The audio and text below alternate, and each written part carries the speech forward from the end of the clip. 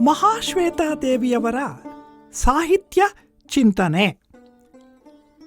ಮಹಾಶ್ವೇತಾ ದೇವಿಯವರು ಸೃಷ್ಟಿಸಿರುವ ಸಾಹಿತ್ಯದ ಅಗಾಧತೆಯೇ ವಿಸ್ಮಯದಲ್ಲಿ ಮುಳುಗಿಸುವಂಥದ್ದು.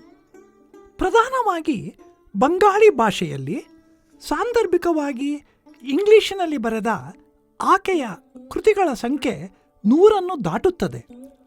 ವಸ್ತು ವೈವಿಧ್ಯದ ಮಾತಿಗೆ ಬಂದರೆ ಇನ್ನಷ್ಟು ಬೆಚ್ಚಿ ಬೀಳುವಂತಾಗುತ್ತದೆ. ಸಣ್ಣ ಮಕ್ಕಳಿಗಾಗಿ ಹೇಳುವ ಹಾಡು ಕತೆಗಳಿಂದ ಮೊದಲುಗೊಂಡು ಸಾಹಿತ್ಯಕ ಹಾಗೂ ಸಾಮಾಜಿಕ ಅಗತ್ಯಗಳಿಗಾಗಿ ಬರೆದ ಕತೆ, ಕಾದಂಬರಿ, ನಾಟಕ, ಪ್ರಬಂಧ, ಅಂಕಣ ಬರಹ, ಪತ್ರಿಕಾ ಬರಹಗಳಲ್ಲಿ ವಿಸ್ತರಿಸಿ ಹರಡಿಕೊಂಡಿವೆ. ಇವೆಲ್ಲವೂ ಸಾಮಾಜಿಕ ಸಾಂಸ್ಕೃತಿಕ ಕ್ರಾಂತಿ ಬೀಜಗಳನ್ನೇ ಒಳಗೊಂಡವು.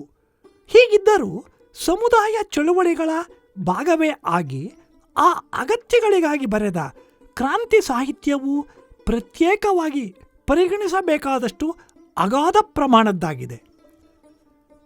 ಈ ಬರಹಗಳ ಹಿನ್ನೆಲೆಯಾಗಿ ಆಕೆಯ ಬದುಕಿನಲ್ಲಿ ಒದಗಿ ಬಂದ ಪ್ರೇರಣೆಗಳನ್ನು ಕುರಿತು ಕುತೂಹಲಗೊಳ್ಳುವುದು ಸಹಜ.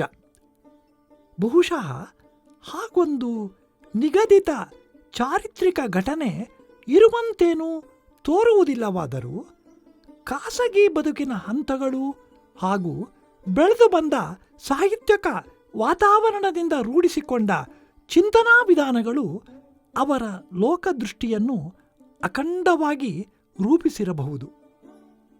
ಶೋಷಣೆ, ಮಾನವೀಯತೆ, ಬಹು ಸೂಕ್ಷ್ಮದ ಪರಾಧೀನತೆ, ಏಕಾಕಿತನ, ಅಭದ್ರಸ್ಥಿತಿ, ಬಡತನ, ನಿರಕ್ಷರತೆ, ಮೂಲಭೂತ ಅಗತ್ಯಗಳ ಕೊರತೆಗಳಂಥವು ಮಾನವರ ನಿರಂತರ ದುಃಖಗಳು.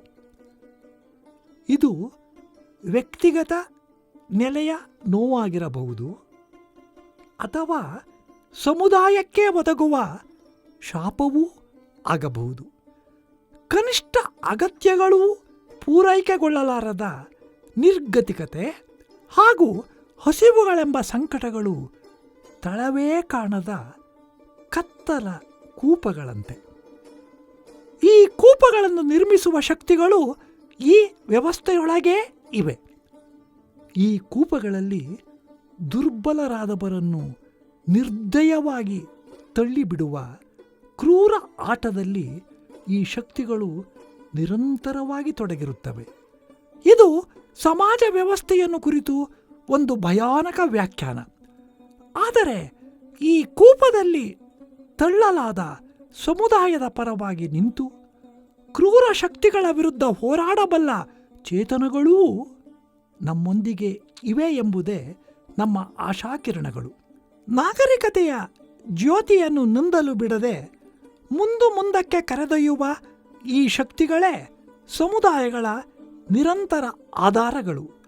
ಭೂಮಿ ತಾಯಿಯ ನತದೃಷ್ಟ ಸಮುದಾಯಗಳ ಮಕ್ಕಳ ಪರವಾಗಿ ನಿಂತ ಮಹಾಶ್ವೇತಾದೇವಿಯವರ ಲೇಖನಿಗೆ ಬಿಡುವೆಂಬುದೇ ಇಲ್ಲ.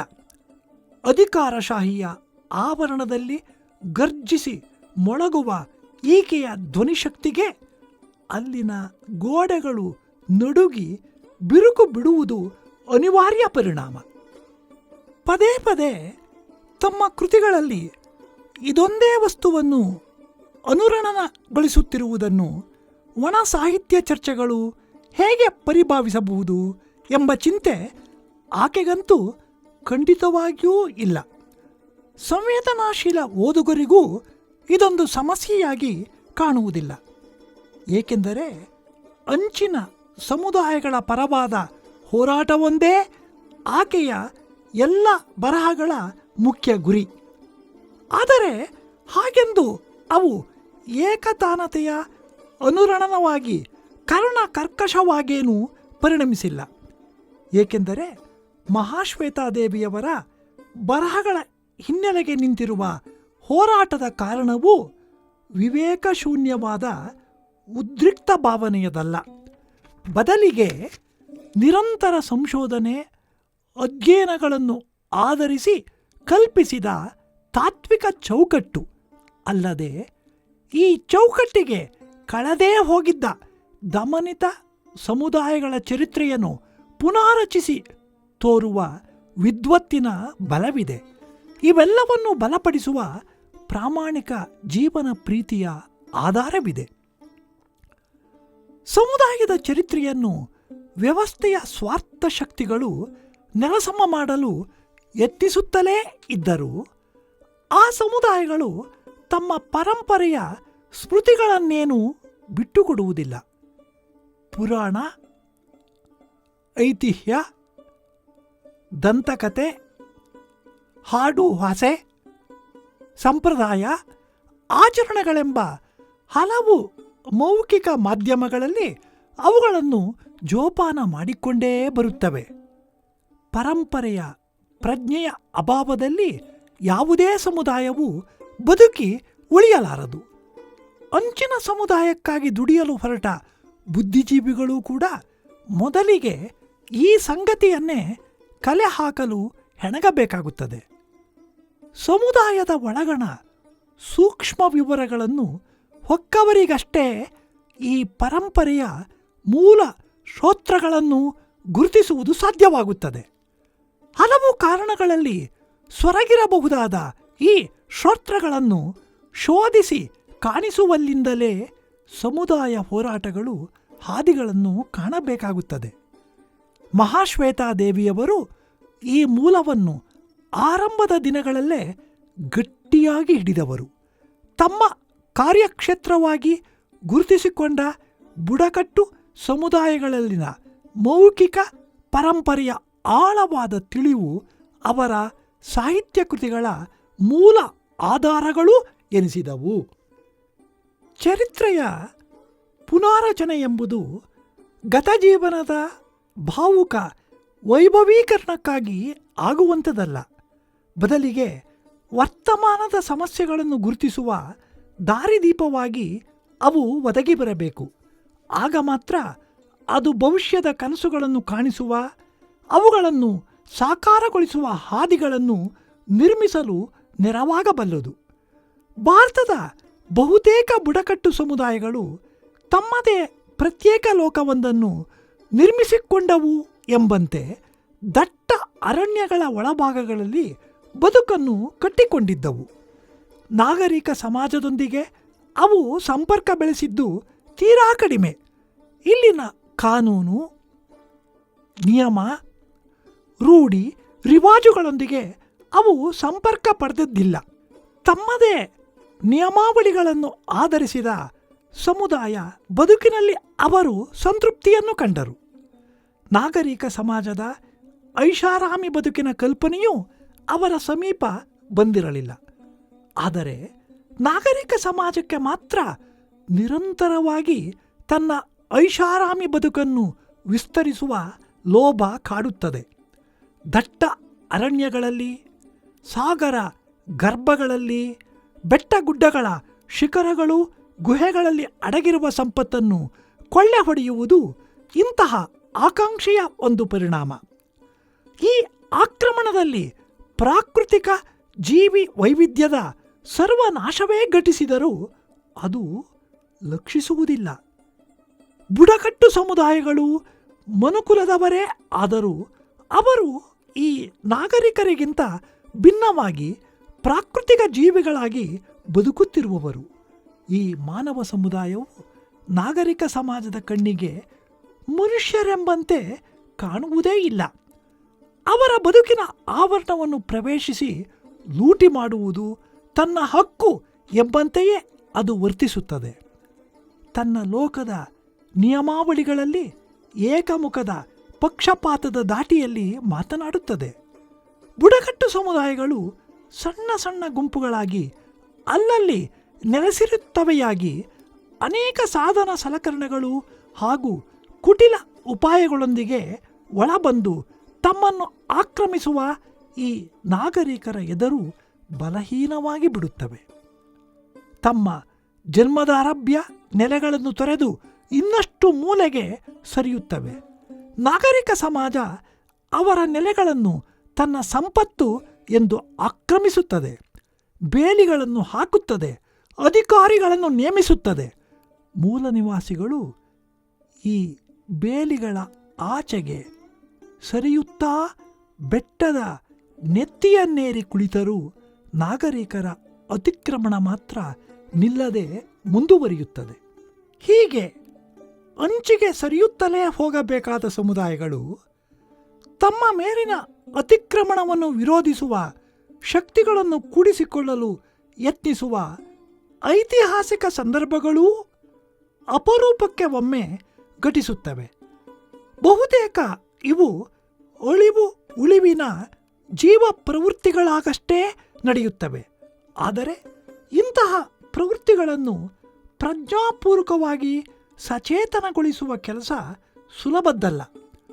ಇಂತಹ ಬಲಹೀನ ಸಮುದಾಯಗಳೊಂದಿಗೆ ನಿಂತು ಹೋರಾಟಗಳನ್ನು ರೂಪಿಸುವ ಮಹಾಶ್ವೇತಾದೇವಿಯಂಥವರು ಈ ಅಂಶವನ್ನು ಮೊದಲಿಗೆ ಸಶಕ್ತಗೊಳಿಸಲು ಸಿದ್ಧರಾಗುತ್ತಾರೆ. ಮಹಾಶ್ವೇತಾದೇವಿಯವರ ಬೃಹತ್ ಸಾಹಿತ್ಯ ಲೋಕದಲ್ಲಿ ಈ ಬುಡಕಟ್ಟು ಸಮುದಾಯಗಳ ಮೌಖಿಕ ಪರಂಪರೆಯು ಅಷ್ಟೊಂದು ದಟ್ಟವಾಗಿ ಹರಡಿಕೊಂಡಿದೆ ಏಕೆ ಎಂಬುದನ್ನು ಇಲ್ಲಿಂದಲೇ ಅರ್ಥ ಮಾಡಿಕೊಳ್ಳಲು ಸಾಧ್ಯ. ಚರಿತ್ರೆಯೊಂದನ್ನು ಪುನಾರಚಿಸುವುದರೊಂದಿಗೆ ವರ್ತಮಾನವನ್ನು ದಾಖಲೀಕರಣ ಮಾಡುವುದು ಕೂಡ ವ್ಯವಸ್ಥೆಯೊಂದಿಗಿನ ಹೋರಾಟದಲ್ಲಿ ಬಹುಮುಖ್ಯವಾದ ಹಂತವೇ ಆಗುತ್ತದೆ. ಮಹಾಶ್ವೇತಾದೇವಿಯವರ ಬರಹಗಳು ಈ ಎರಡೂ ಅಂಶಗಳನ್ನು ಮುಖ್ಯ ಧ್ಯೇಯಗಳೆಂದು ಪರಿಗಣಿಸಿದಂಥವು. ದಮನಿತ ಸಮುದಾಯಗಳು ಚರಿತ್ರೆಯ ವಿಸ್ಮೃತಿಯಿಂದಾಗಿಯೇ ತಮ್ಮ ನಿಜದ ಚಹರೆಗಳನ್ನು ಕಳೆದುಕೊಂಡಿರುತ್ತವೆ. ಚಹರೆಗಳಿಲ್ಲದ ಸ್ಥಿತಿಯಲ್ಲಿ ವರ್ತಮಾನದ ಬದುಕು ಬೊಗಸೆಯಲ್ಲಿ ಹಿಡಿದ ನೀರಿನಂತಾಗುತ್ತದೆ. ಸಾಂಸ್ಕೃತಿಕ ಹಾಗೂ ಸಾಂಪ್ರದಾಯಿಕ ಚಹರೆಗಳ ಶೋಧವು ಒದಗಿಸುವ ಬಲದಲ್ಲಿ ಮಾತ್ರ ಪರಂಪರೆಯನ್ನು, ಅದರ ಮೌಲ್ಯಗಳನ್ನು ಆವಾಹಿಸಿಕೊಳ್ಳುವುದು ಸಾಧ್ಯವಾಗುತ್ತದೆ. ಮಹಾಶ್ವೇತಾದೇವಿಯವರ ಬರಹಗಳು ಈ ಪುನಾರಚನೆ ಹಾಗೂ ದಾಖಲೀಕರಣಗಳನ್ನಷ್ಟೇ ಹಿಡಿದಿಟ್ಟವುಗಳು ಆಗಿದ್ದರೂ ಬೌದ್ಧಿಕವಾಗಿ, ಶೈಕ್ಷಣಿಕವಾಗಿ ಅತಿ ಉಪಯುಕ್ತವಾದ ಕೆಲಸಗಳೆನಿಸಿ ಆಕೆ ಬುದ್ಧಿಜೀವಿಗಳ ಶ್ರೇಣಿಯಲ್ಲಿ ಅತ್ಯುನ್ನತ ಕೀರ್ತಿಗೆ ಭಾಜನರಾಗುತ್ತಿದ್ದರು ಎಂಬುದರಲ್ಲಿ ಅನುಮಾನಗಳಿಲ್ಲ. ಆದರೆ ಈ ಶುದ್ಧ ಬೌದ್ಧಿಕ ಚಟುವಟಿಕೆಯಿಂದ ಆ ಬುಡಕಟ್ಟು ಸಮುದಾಯಗಳವರಿಗೆ ಏನಾದರೂ ಉಪಯೋಗವಾಗುತ್ತಿತ್ತೇ ಎಂಬುದಕ್ಕೆ ಉತ್ತರಗಳು ಇರುತ್ತಿರಲಿಲ್ಲ. ಈಕೆಯ ಬರಹಗಳನ್ನು ಓದುವ ಶಕ್ತಿಯಂತೂ ಅವರಿಗಿಲ್ಲವಲ್ಲ. ಮಹಾಶ್ವೇತಾದೇವಿಯವರ ಮಹತ್ವ ತಿಳಿಯುವುದು ಈ ಹಂತದಲ್ಲೇ. ಮೌಖಿಕ ಪರಂಪರೆಯಲ್ಲಿ ತಮ್ಮಷ್ಟಕ್ಕೆ ತಾವು ಗುನುಗಿಕೊಳ್ಳುವುದು ಆ ಸಮುದಾಯಗಳವರಿಗೆ ತಿಳಿದಿತ್ತೇ ಹೊರತು ತಮ್ಮ ಮೇಲೆ ಆಕ್ರಮಣಗಳನ್ನು ನಡೆಸುವವರ ಎದುರಿಗೆ ನಿಂತು ಧ್ವನಿ ಹೊರಡಿಸುವುದು ಅವರಿಗೆ ಸಾಧ್ಯವಾಗಿರಲಿಲ್ಲ. ಈ ಸಮುದಾಯಗಳ ನಟ್ಟ ನಡುವೆ ಹೋಗಿ ನಿಂತು ಅವರೊಂದಿಗೆ ಬೆರೆತು ಅವರ ದೀದಿ ಎನಿಸಿದ ಮಹಾಶ್ವೇತಾದೇವಿಯವರು ಅವರ ಧ್ವನಿಗೆ ಉಸಿರನ್ನು ತುಂಬಿದರು. ಕಾಡುಗಳ ಒಳಗಿನಿಂದ ಮೊಳಗಿದ ಧ್ವನಿಗಳು ನಾಗರಿಕ ಸಮಾಜ ವ್ಯವಸ್ಥೆಯ ಕಿವಿಗಳಿಗೆ ಅಪ್ಪಳಿಸತೊಡಗಿದವು. ತಮ್ಮ ದೀದಿಯು ನೀಡಿದ ಬಲದಲ್ಲಿ ಅವರು ತಮ್ಮ ಹಕ್ಕುಗಳ ಬಗ್ಗೆ ಮಾತನಾಡುವುದನ್ನು ಕಲಿತರು. ಕಾಡುಗಳ ಹಕ್ಕು ಇಲ್ಲಿನ ಮೂಲ ನಿವಾಸಿಗಳಾದ ತಮ್ಮದೇ ಹೊರತು ಇದರ ಸಂಪತ್ತನ್ನು ಲೂಟಿ ಹೊಡೆಯಲೆಂದೇ ಬರುವ ನಾಗರಿಕರದ್ದಲ್ಲ ಎಂಬುದನ್ನು ಧೈರ್ಯವಾಗಿ ಹೇಳಿದರು. ನಾಗರಿಕರಿಗೆ ಅರ್ಥವಾಗುವ ಭಾಷೆ ಹಾಗೂ ತಂತ್ರಗಳನ್ನು ಕಲಿತರು. ತಮ್ಮದೇ ಸಂಘಗಳನ್ನು ಕಟ್ಟಿ, ಮೇಳಗಳನ್ನು ನಡೆಸಿ, ಠರಾವುಗಳನ್ನು ಮಂಡಿಸಿ ನಾಗರಿಕ ವ್ಯವಸ್ಥೆಯ ಯಜಮಾನರಿಗೆ ರವಾನಿಸಿದರು. ಸಮಬಲರಾಗಿ ನಿಂತು ಮಾತನಾಡತೊಡಗಿದ ಸಮುದಾಯ ಧ್ವನಿಯನ್ನು ನಿರ್ಲಕ್ಷಿಸುವುದು ವ್ಯವಸ್ಥೆಗೆ ಕಷ್ಟವಾಗತೊಡಗಿತು. ಮಹಾಶ್ವೇತಾದೇವಿಯವರ ಬರಹಗಳು ಸಂಶೋಧನೆ, ಪಾಂಡಿತ್ಯ, ತಿಳುವಳಿಕೆಗಳೆಂಬ ಕೇವಲ ಬೌದ್ಧಿಕ ಚಟುವಟಿಕೆಯ ಪರಿಣಾಮಗಳಲ್ಲ, ಬದಲಿಗೆ ಸಮುದಾಯಗಳ ಭಾಗವಾಗಿ ನಿರ್ವಹಿಸಿದ ಕ್ರಾಂತಿಯ ಪ್ರತಿಫಲನಗಳು. ಅವರ ಕೃತಿಗಳ ನಾಯಕ ನಾಯಕಿಯರು ಈ ಸಮುದಾಯಗಳ ಒಳಗಿನವರೇ. ಇವರು ಒಂದು ಸಂಘವನ್ನು, ಚಳುವಳಿಯನ್ನು ರೂಪಿಸಲೆಂದೇ ಸೃಷ್ಟಿಸಲಾದ ಸಾಂಕೇತಿಕ ಪಾತ್ರಗಳಲ್ಲ, ಮಾನವೀಯತೆಯ ಸಹಜ ಪ್ರತೀಕಗಳು. ಹಾಗೆಂದು ಈ ಸಮುದಾಯಗಳವರಲ್ಲಿ ಯಾವೊಂದು ದೌರ್ಬಲ್ಯಗಳೂ ಇಲ್ಲವೆಂದಲ್ಲ. ದೀರ್ಘಕಾಲದ ಶೋಷಣೆ, ದಮನಗಳಲ್ಲಿ ಅವರ ವ್ಯಕ್ತಿತ್ವಗಳು ಎಷ್ಟೋ ಮುಕ್ಕಾಗಿವೆ. ಕಾಡಿನ ಎಷ್ಟೆಷ್ಟೋ ಬವಣೆಗಳಿಗೆ ಎಂದೂ ಧೃತಿಗೆಡದ ಅವರು ನಾಗರಿಕರ ದಬ್ಬಾಳಿಕೆಯಲ್ಲಿ ಕೀಳರಿಮೆಗೆ ತುತ್ತಾಗಿದ್ದಾರೆ. ಅವರ ಸಹಜ ಗುಣಗಳಾದ ಸಹನೆ, ಸರಳತೆ, ಮುಗ್ಧತೆಗಳೊಂದಿಗೆ ಈ ಕೀಳರಿಮೆ ಹಾಗೂ ತಮ್ಮ ಪರಂಪರೆಯ ಹಿರಿಮೆಯ ಬಗೆಗಿನ ಅಜ್ಞಾನಗಳೂ ಕೂಡಿಕೊಂಡು ಅವರ ಹೋರಾಟದ ಮನೋಭಾವವನ್ನು ಕಸಿದು ಬಿಟ್ಟಿದೆ.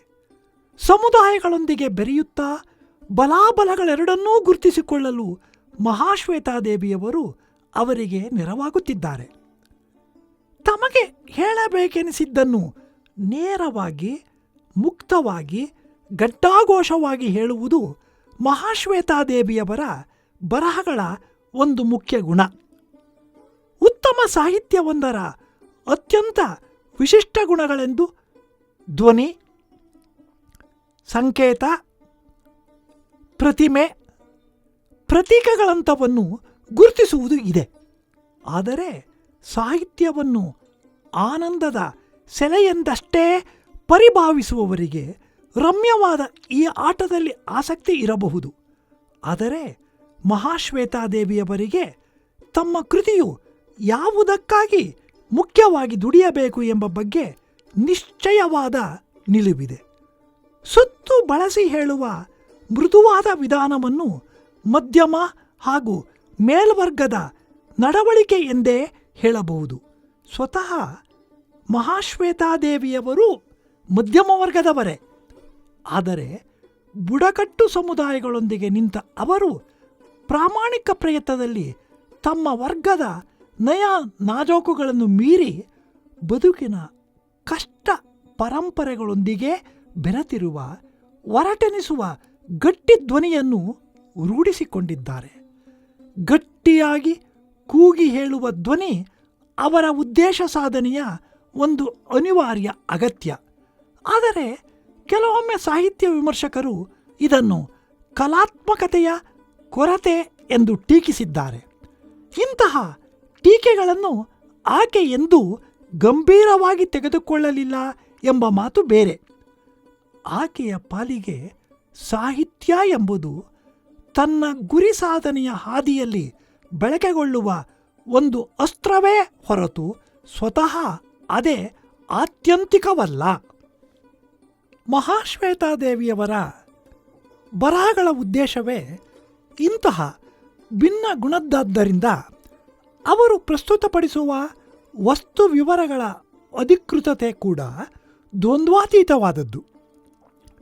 ಕಾವ್ಯ ಮೀಮಾಂಸೆಯಲ್ಲಿ ಕಾವ್ಯ ಸತ್ಯ ಎಂಬ ಪರಿಕಲ್ಪನೆಯೊಂದಿದೆ. ಅಂದರೆ ಅಮೂರ್ತವಾದ ಸತ್ಯವನ್ನು ಕಾಣಿಸಲು ಕವಿಯು ಕೆಲವು ಸುಳ್ಳುಗಳನ್ನು ಹೇಳಲು ಅವಕಾಶವನ್ನು ಪಡೆದುಕೊಳ್ಳುವ ಕ್ರಿಯೆ. ಸುಳ್ಳು ಎಂಬ ಮಾತು ಸ್ವಲ್ಪ ಒರಟು ಎನಿಸಬಹುದಾದರೆ ದ್ರಾವಿಡ ಪ್ರಾಣಾಯಾಮದ ವಿಧಾನ ಎನ್ನಬಹುದು. ಸೂಕ್ಷ್ಮ ರೀತಿಯ ಪರಿಶೀಲನೆಯಲ್ಲಿ ಈ ಕಾವ್ಯ ಸತ್ಯವು ತುಂಬ ಮಹತ್ವವಾದುದೇನೋ ನಿಜ. ಆದರೂ ಇದನ್ನು ಕಾಣುವಲ್ಲಿ ಎದುರಿಗಿನ ವಾಸ್ತವವನ್ನು ನಿರಾಕರಿಸಿ ಸೂಕ್ಷ್ಮದ ಸತ್ಯವನ್ನು ಹಿಡಿಯಬೇಕಾದ ಕುಸುರಿಗೆಲಸದ ಜಾಣ್ಮೆಯ ಅಗತ್ಯವಿದೆ. ಇರಲಿ, ಮಹಾಶ್ವೇತಾದೇವಿಯವರ ಉದ್ದೇಶಕ್ಕೆ ಈ ವಿಧಾನ ಹೊಂದಿಕೆಯಾಗುವುದಿಲ್ಲ. ಹಾಗಾಗಿಯೇ ಅವರು ನೀಡುವ ವಿವರಗಳ ಅಧಿಕೃತತೆ ವಾಸ್ತವ ಮಾಹಿತಿಗಳೇ ಎಂಬಷ್ಟು ಖಚಿತವಾದವು. ಸಮಾಜಶಾಸ್ತ್ರ ಅಥವಾ ಮಾನವಶಾಸ್ತ್ರಗಳ ಒರೆಗಲ್ಲಿಗೂ ನಿಲ್ಲುವಂಥವು. ಝಾನ್ಸಿ ರಾಣಿ ಲಕ್ಷ್ಮೀಬಾಯಿ ಅಥವಾ ಬಿರ್ಸಾ ಮುಂಡಾರ ಕತೆಗಳು ಯಾವ ಹಂತದಲ್ಲೂ ಕಾಲ್ಪನಿಕ ಕತೆಗಳಲ್ಲ, ನಿಜದ ಕತೆಗಳೇ. ಮಹಾಶ್ವೇತಾದೇವಿಯವರ ಕಥನ ಕಲೆಯ ಮೂಸೆಯಲ್ಲಿ ಸಾಹಿತ್ಯ ಕೃತಿಗಳಾಗಿ ಹೊರಹೊಮ್ಮಿವೆ. ಇತಿಹಾಸದ ರಾಣಿ, ವರ್ತಮಾನದ ಮುಂಡಾ ಸಮುದಾಯದ ಬಿರ್ಸಾರೇನೋ ವ್ಯಕ್ತಿಗಳು. ಆದರೆ ನಕ್ಸಲ್ಬಾರಿ ಚಳವಳಿಯ ಚಿಂತನೆಗಳು, ಆಶಯಗಳು, ಗತಿನಿಧಾನಗಳು ಕೂಡ ಅವರ ಕಥನ ಕಲೆಯಲ್ಲಿ ಸುತ್ತು ಬಳಸಿಲ್ಲದ ನೇರ ದಾರಿಯನ್ನೇ ಹಿಡಿದು ಸಾಹಿತ್ಯ ಕೃತಿಗಳಾಗಬಲ್ಲವು ಎಂಬುದಕ್ಕೆ ಅವರ ಹಜಾರ್ ಚೌರೇಶೀರ್ ಕಿ ಮಾ ಒಂದು ಪ್ರಬಲ ಸಾಕ್ಷಿ. ಕಥೆಯ ಪಾತ್ರಗಳು, ಸನ್ನಿವೇಶಗಳು ಮಾತ್ರವೇ ಕಾಲ್ಪನಿಕ.